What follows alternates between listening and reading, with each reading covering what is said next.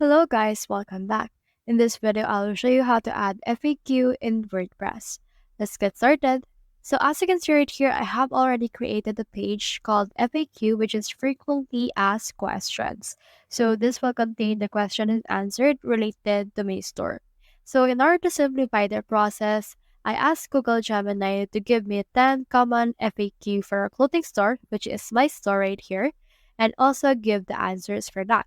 So it gave me 10 questions right here. So I can head over and then just copy all of these things right here. So I'll head over and then add in here a text block. And then in here, I should be able to see this right here. So here's your paragraph block. Head over and add that from there. And then it should be added. Once it's been added, just paste in here the question and answer that we got, but make sure to modify the question and answer that is given here.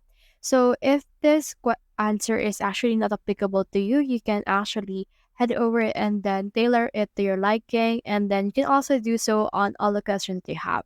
So once you have done that, click on this update option in order to save the progress that you have just made. So that's the whole process. If you have found it such a helpful, simply leave a like, below, subscribe because it helps reach more people. See you soon.